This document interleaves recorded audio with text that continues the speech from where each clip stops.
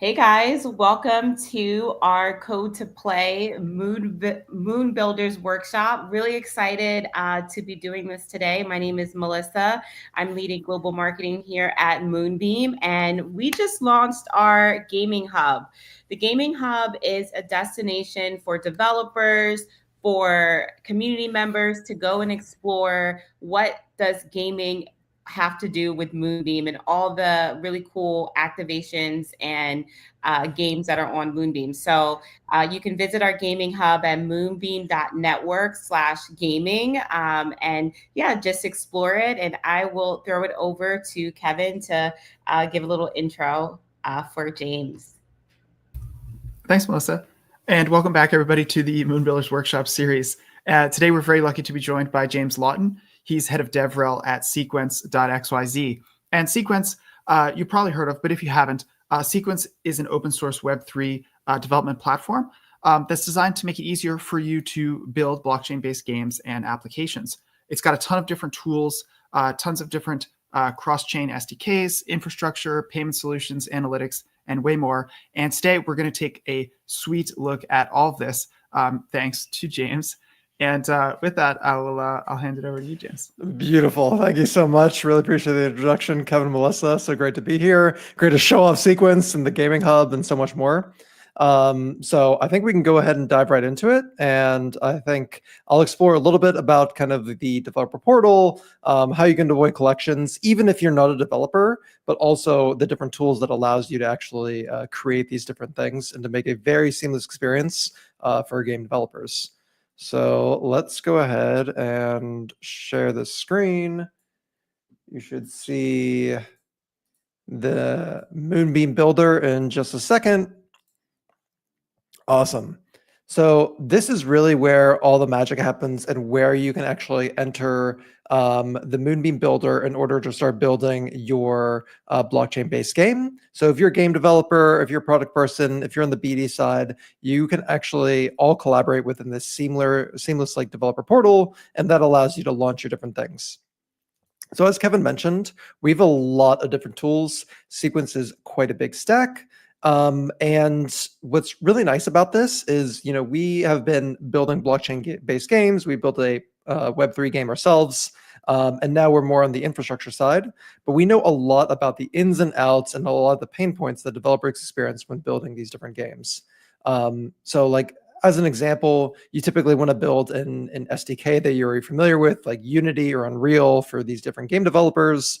You want to not have like intrusive wallet pop-ups or modals that pop up. So you actually are doing these confirmations. And so we solve a lot of these intricacies for you. So I would like to just dive in and we can show you how these kind of fit together in order to integrate a seamless experience into your game, as well as deploy really common things that you would expect from any Web3 game. So let's take a look here. I'm just going to go ahead and authenticate like you would do virtually every other application. And right now, I already have a project ready to go. So whenever I go into Moonbeam, I already will have these networks configured. And you can see I have Moonbeam mainnet and also the testnet. So I can begin deploying there right now. I already have one set up, so I'm just going to go ahead and use that. And whenever you log in, you'll see that you have like the amount of users that are currently using the platform, how many monthly active users you have, transactions coming from your project, all that good stuff you can see right at a glance. And really what you'd kind of expect is to start with kind of the onboarding process. Something that makes Sequence a little bit different is we are completely smart contract wallet based. So we use account abstraction throughout the entire stack in order to simplify not only the developer experience, but also the user experience while you're actually getting into a game. So a little bit about what this feels like to the user. I'm going to go ahead and jump over to a web application that we have called Sequence Blueprints. And this basically just kind of walks you through a few different code snippets, but puts it in a seamless way so you can actually see what's happening. So what I'm going to do is log into this web application, and you'll notice that I can connect with Google, Apple, so I can log in with social authentication, I can log in with an email address, or even connect via like typical Web3 wallets. But in this case, I want to use what we call an embedded wallet, which is scoped specifically to this application. And by the way, you'll see the available platforms that we have this in. So you can build this in Unity, Unreal, Telegram, React. So virtually every platform that you're probably building in, we have an SDK available, so you can easily get into it. And then we just have like a short code snippet of exactly what this looked like. So you could plug it into your code, and then away you go, and you would start actually having this in a very seamless way. So I have a wallet connected now. Look, the guy's super happy. So now we're going to go ahead and like test out, what is a common function. So for instance, I'm sure a lot of you are familiar with using an EOA wallet like MetaMask, for instance. So in this case, an embedded wallet is quite different, where I'm not actually going to have any pop-ups or anything like that. So I just signed a message, and this is just outputting the signature of that message. And you'll notice, I'm not hiding the modal pop-up with a confirmation. That is a actual on-chain signature. And you'll see also what's really cool is, for the nerdy developers out there, we're just using standard libraries actually. So this, and I'm just importing in WAGMI. I'm just using sign message and use account from the WAGMI library, and that allows me access to all the same exact logic that I would use within WAGMI or Veeam or any of these standard Web3 libraries. So I don't need to change my existing logic for my application or for my game in order to use sequence wallets. And same thing here, whenever I send a message, it'll automatically send that transaction to my wallet. In this case, I'm just sending basically a no value transaction, but that's really the power of embedded wallets. Is it creates a very seamless experience. So no matter if you are onboarding, traditional game players or Web3 native people, you can really cover the entire gamut and make it very seamless to onboard your users to your application. I think what's also really cool is you can also do something we have embedded within this, account linking. So here you can actually link multiple wallets together. So for instance, like let's say I have this specific wallet for my game, but I actually have maybe NFTs in a different account. I can also link these and read the entirety of a user's aggregated profile. And that allows me to do cool things like I could token gate certain levels. I could give people certain like rewards or power-ups depending if they have different NFTs or different game items. So there's a lot of really nice things you can do, all while having like nicely scoped security boundaries for your game and your application. So I want to show off a little bit about, what it feels like when you're actually using an embedded wallet experience. And by the way, this exact same experience applies to if you're building like on the client side, like a Unity game, you get the same exact flow. We just released like the same authentication for like Epic. We have people deploying within the Epic Game Store to get maximum distribution, and they have blockchain functionality embedded in that app itself. So let me go ahead and bounce back over. As I kind of mentioned, the embedded wallet is actually how you get that set up. So all you would do is basically pass in your configuration keys to your application, and you're kind of off to the races. And we have, you can style this modal however you want. You don't even need like, powered by sequence or anything like that. It can be entirely your branding. And we have a few different snippets that you can just more or less copy and paste into whatever your framework you're using is. And I think the main thing that I want to show is basically the breadth of different login providers. So I did mention like Google, Apple, we have Twitch. So that's a really common one. Facebook, Epic Games, PlayFab. And a really common flow is also guest wallets. And guest wallets means you actually don't have any login associated with it. Users can just log in completely seamlessly. All you do is literally call a sign-in function and you're good to go. And that means you can get a very seamless onboarding experience. And then when a user hits like level 5 or they get like an NFT reward or something like that, then they can connect their Google later down the user acquisition funnel. So this is what we see a lot of like casual, hyper casual, Telegram games, mini apps doing, is having this guest login process. And then later down the line, then they would actually prompt the user to connect a wallet, so there's like data is persistent. So I think that's really cool. And that's a little bit about the embedded wallet. I do also want to jump over because this is really important for developers. I know typically you have to wrangle a bunch of different contract libraries. You have to figure out different standards to deploy. Here we have a fully integrated contract suite that you can deploy even without like any coding experience. And all these are different, like audited across the board. So you can deploy, you know, like an 1155's item contract. We also have primary sales contracts. So if you want to sell, for instance, like maybe microtransactions directly to your players, game items directly to your players, that's a really good use case. And then we also have soulbound tokens as well. So we see that quite often, especially for games. If you want to create something like a battle pass or like a booster pack or something like that, that you don't want people to trade and like is for a fixed time duration, usually soulbound tokens are a really good way to actually do that as well. So just to show you kind of what this looks like, let's say cool pancake, and you'll see why it's called cool pancake in just a second if I don't click out of it. And you'll also notice that you can set the different contract owners along with the royalty recipients. So if you want to enforce royalties, all of our infrastructure is actually royalty enforcing. So you can also set different royalty levels that you would like for this collection. And that means if your players then start trading these items on the secondary marketplace, you can also generate additional fee revenue over time from that. So this is really cool. And you'll notice as well that I actually haven't bridged any kind of funds over to Moonbeam. So we actually have a relayer that's running in the background. And you'll notice that on testnets, we sponsor all these transactions. So you can send the transaction via MetaMask as well.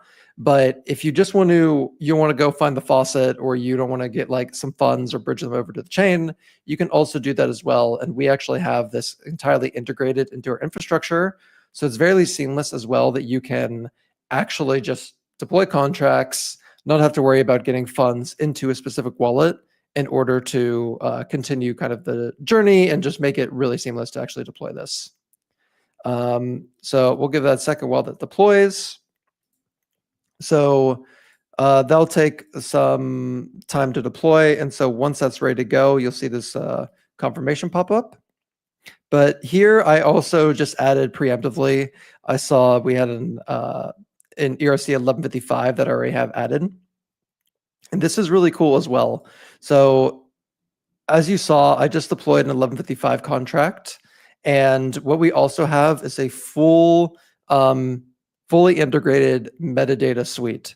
So what this means is you'll notice whenever you create a smart contract that's creating the actual like on-chain information, here you can also add all the metadata and manage that all. So let's say, for instance, I would like to add a collection called pancake hats. I can also load up the different images, and I'll add one of these cover images, and I'll just call them a collection of pancakes. Why not?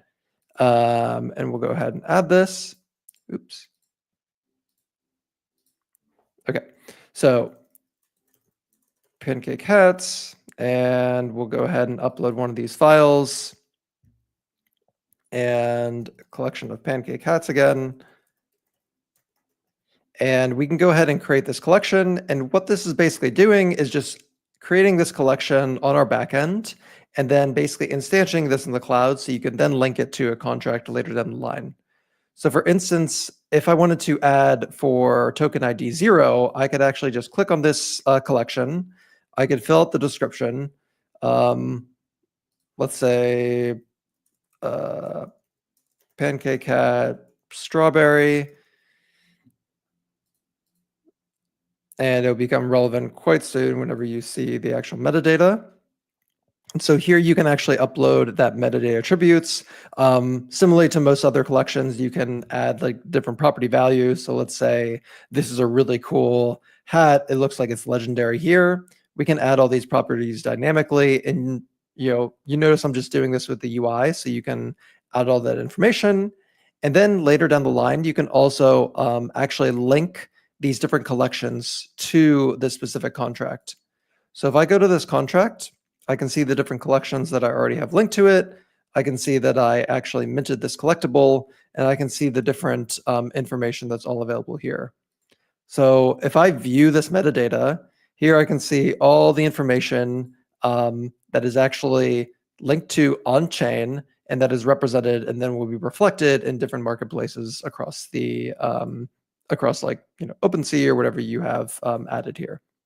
So this is really nice where you can create these game items all on chain. You can employ your game items contract like ERC 1155s and then add all the metadata.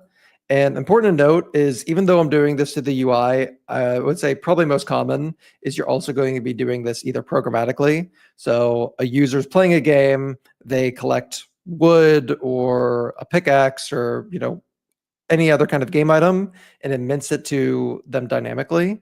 So you can also do this completely programmatically via APIs, which is really nice as well when you want to like do this at scale rather than working through the UI, but this is just for convenience. And I also wanted to show off the indexer that we have as well. Indexer is really nice, and you really want something that's super performant because whenever someone mints a game item, you want this to be instantly reflected in their wallet and via the UI, so you get a very seamless experience for that user as well. So for instance, like I can query the different wallet addresses that I have. So if I just plug this in, it automatically builds basically either a TypeScript request, or I can also do it in curl and it'll output the response right here. So let me actually grab this address and we can plug this in. And let's say we can get different tokens. Oops. Yep. So here I just have like a smart contract address that I've been added. You can get any tokens for a specific account, all this good stuff, and it automatically outputs basically the curl request, as I mentioned. And you can literally just copy and paste this into your application. It has the API key already ready to go, and that means you can actually render this at scale in a very seamless way, whether you're building like within the web application or within Unreal and Unity and so on. So a couple more things that I want to point out, because I know we're steamrolling through several of these features, but I'd like to cover the core ones that are really nice, is also gas sponsorship. We find this is really important, especially for games, and especially if you're targeting like Web 2 players who may not have like funds within their wallet in order to transact, but you want to still make sure that initial onboarding experience is very smooth. So here, basically, all you have to do is set up a payment method via credit card, and you can actually automate this via like automatic top up. So if the balance of the your gas tank hits like $5, it'll automatically refresh. And what you can do is you can add specific contracts that you would like to have funded via gas automatically.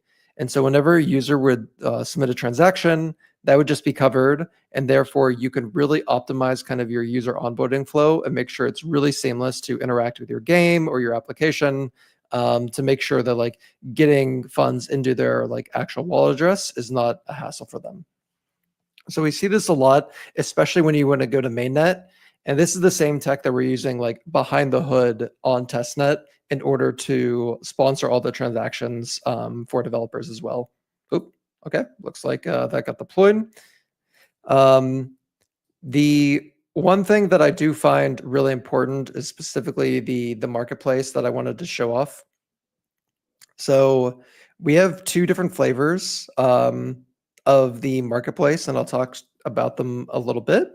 So one is basically our white label marketplace, which I'll show right now.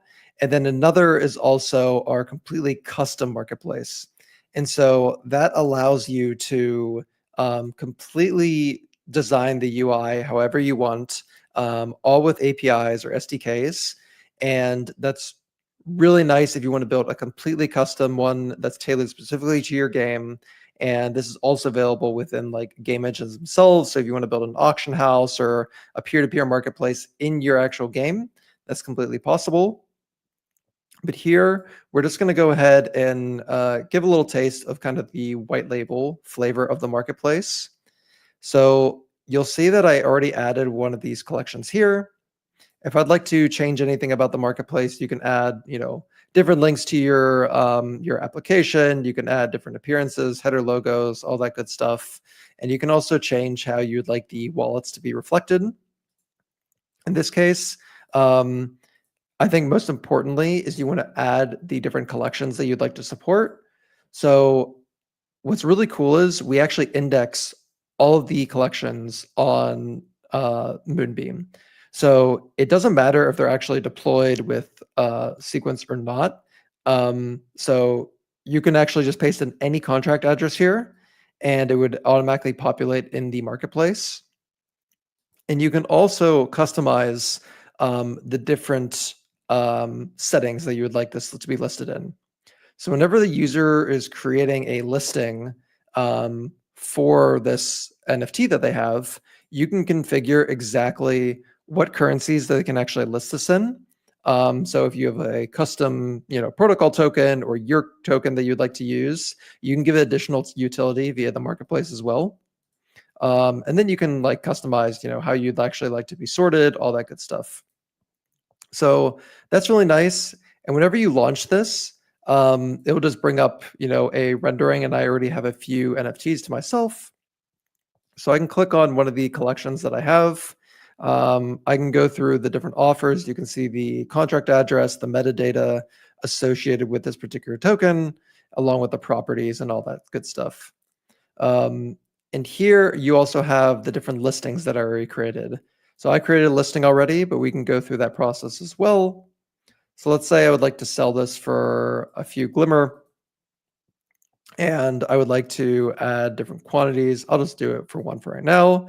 And it will automatically deduct basically the royalties that were associated with this particular collection. And then we can go ahead and list this item for sale as well.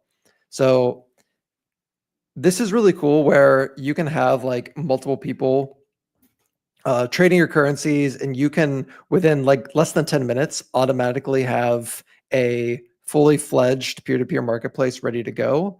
And by the way, we'll also have a primary sale marketplace as well within the next week or two. And that means you can sell directly to your players. So if you have an in-game shop or you want to create a web shop, you can do that too. This will automatically link to the transaction. And in this case, I'm doing it on Moonbase, so we can see kind of exactly what was transacted here. But I think the main thing is how it actually gets listed. And then whenever we go back, I'll just go ahead and sign out. And now I'm going to act as the buyer. And in this case, I can go see this collection. I can buy it now immediately. We already have payments integrated into the store, and it'll just prompt me with how many I want to buy. And depending on what I have in my wallet, we'll actually use our indexer to parse all the tokens that are available and also references across the different dexes available on the chain. And this means they'll give me all the different options that I have in order to actually complete the transaction. So here, it looks like I don't have a lot in this particular wallet, but here would just give me a bunch of different options. So I can really make this seamless purchase experience. I don't have to actually customize or move this checkout flow, but it's definitely possible if you want to change this completely, just for purposes of showing kind of what the custom marketplace looks like. Here we have the Magic or the Eden Online marketplace. This is from Ubisoft. So a AAA game studio is also building on this custom marketplace. And you'll notice that, the look and feel looks very different. They have different font stylings. They have different kind of metadata flows for this Ninja Warrior collection. And here they're also using Sequence Pay as well. So you can kind of see what the flow looks like across the different ones, but you can completely customize all aspects of this in order to sell your game items and actually start creating a sustainable business model, either at the primary sale level or the secondary sale level. So I know that was a lot of information, and we're also coming up on time. I wanted to take a brief pause here. So anybody had any questions, if our hosts had any questions as well, definitely would love to hear them. So I know we're coming up on time, so I want to take a pause there before we This is phenomenal, overload everything. I have a quick question. So you introduced the topic of guest accounts at the beginning, where you said they were kind of like temporary, but you also said that they could kind of transition into like a more permanent account. Could you remind us how that works again? Like how you like track the data? Yeah, that's a good question. So we use, technically, we use the session ID that the user logs into.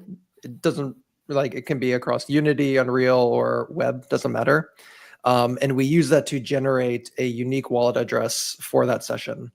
So the important thing is with guest accounts, if that session is closed or they explicitly call sign out, then the user loses access to that wallet. So what we recommend is for like a casual game or something, they would log in with zero friction, get an account, they play the game, they hit like level 2, and they get an NFT reward. And then that allows them to keep playing the game, and they get a drop to their wallet automatically. And then they get prompted to like link their Google or their Apple or whatever other account. And then that creates a permanent wallet address for them. So it's a really nice onboarding flow, especially for mobile games, I would say, where there's like a high fall off rate for like any kind of additional click that you have to do. We see a lot of people using this flow, and it's really successful. So basically the user like acquisition rate has gone from 30% to 70% within the exact same game. Just introducing this like NFT reward scenario from some of our partners. Okay, that's awesome. I guess I had one question, and we also got a comment in the chat about how the gas sponsor feature is super handy, especially for onboarding non-Web3 peeps. But yeah, I guess my question is like, for Sequence, what's one thing about the tooling that game developers often overlook, but once they use it, they're like, oh wow, like I'm not building anything without this feature. Yeah, I would. A pretty common one, I would say, is the indexer, which isn't so sexy, I would say, at the surface level, but you immediately feel it when you're playing a game. Like, because you can imagine the experience of, oh, hey, I just got a treasure chest and I got 5, items from this. And if those aren't shown to you with lightning fast speed and they're not like shown to you very performantly, the friction is very high. And we see a lot of like, especially Web3 games kind of complain about this, but Web3 players, which isn't even a thought for like if you're a Web2 studio. So we frequently see like AAA studios kind of overlook the blockchain aspects and how they're going to replicate performance that you would see in Web 2 to make it feel like an actual game rather than like it's a Web 3 game. Because really they should just feel like actual games. They shouldn't have this friction. Do you have time for one more question, James? Yeah, of course. So our friends at We Against asked, any plans on integrating credit card payments? I know we kind of discussed that, but wanted to circle back. So definitely, if they have a collection, especially that they would love to use credit card payments for, get in touch with us, and we're actually doing the onboarding like right now. So it's a great time to connect, and we can definitely make something happen. Awesome. And I also wanted to add too, so if you're new here, we are discussing our launch with the Moonbeam Gamer Hub. Sequence is one of our premier partners in our game builder experience. And if you apply for a grant here at the Moonbeam Foundation, we do have builder credits. So we're trying to take the friction out of building games. So we'll have builder credits to actually use Sequence's resources and tools. Beautiful. Love it. And I just want to say from our side, if I know I sped ran through a lot of stuff. So just to give a high level overview, we can definitely do more follow-ups. But if any of your developers or anybody building on Moonbeam has any questions, we're more than happy to help and provide support. So definitely feel free to reach out to us, and we're more than happy to work with you. This was super comprehensive. Thank you so much, James. Awesome. Yeah, really appreciate it. Thank you so much for having me, Kevin, Melissa. Thanks Thanks everybody for joining us today. All right. Ciao, ciao. Take care.